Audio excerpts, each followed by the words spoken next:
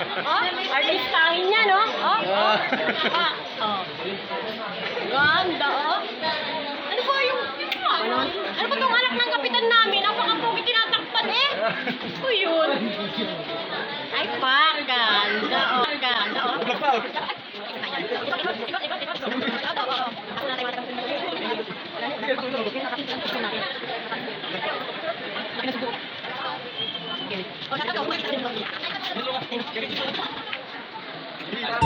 Hi guys! Welcome back to my channel. So eto na nga guys, sobrang init yan guys. Grabe, nakita ko pa yung mga tropang atwang guys. At itong mga taga Muson Uno guys. Ang gaganda, oh. Tingnan nyo naman kung makikita nyo, diba?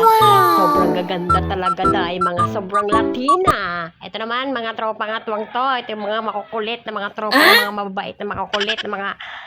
Ay nako, talaga naman, sinasabi ko sa inyo, oh, yung mga vlog ko hindi nyo sinishare, baka naman gusto nyo i-share to, shout out sa inyo, mga tropang atwang, popogi naman talaga, Ayan guys, grabe, sobrang init talaga ng mga araw na yan. Yan yung araw na buboto kami at napakarami talagang pila, dun lang talaga sa aming linya talaga, sa 65D, sa 63A, luwag, napaka-konti lang, walang pila dito sa amin. Ay nako, sinasabi ko sa inyo day, nakakainis nga kasi yun, di ba lang kami nakadalaman lang ng tubig, napakahaba ng pila pala dyan. At ayan, tamang therapy, tama tayong ngitian, tamang mga kulitan, diba? Di ko nga naisipan mag-vlog dyan papunta dyan, buti na lang itong mga tropang atwang, napagsabihan ako na mag-vlog daw kami. So ayan, nakapag-vlog tayo, sa meron tayong post ngayon. Ayan, si Owa yan. Yan talaga, napakakulit. Mo tinatawag niya si Akla niyan para i-vlog ko din daw, extra ko. So ayan na guys, nakauwi na tayo niyan, palabas na ako at ang aking asawa una nang nakalabas. Inaantay na lang ako ng mga anakis ko dyan sa labas. At kami ay nagugutom na at nag-uusap na nga kami dyan kung magluluto pa ba o hindi. Sabi ko, kain na lang kami sa labas. Yan, nakasimangot na yan, oh. Kanina pa nagkantay yan kasi nauna pa yan sa akin lumabas eh. So sabi ko sa kanila, wag na kaming magluto at wag na kaming umuwi. So kakain lang kami sa labas. Pero wag ka, kakain ka lang kami sa labas na literal sa labas talaga. At bibili na lang kami sa kantin ng pagkain-kain.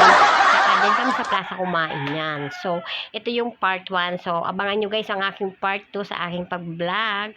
So ito ang ganap sa aking araw na May 12, araw ng botohan. So, nakapagboto na ba ang lahat dyan? Guys, kaway-kaway sa mga nakaboto. Congratulations sa mga nanalo. Yes!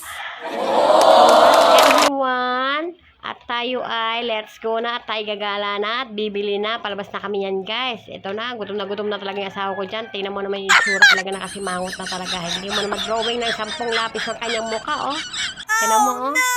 So, ayan lang guys. Thank you for watching guys sa panonood sa aking mga vlog. At ang aking anak ay nakasimangot na, gutom na yan. Napakainit, napakatirik ng panahon. Kaya tinan mo guys, talaga nakasombrero lang talaga ako dyan. Napakainit talaga. So, kailangan talagang magdala ng mga sombrero at tubig. Thank you.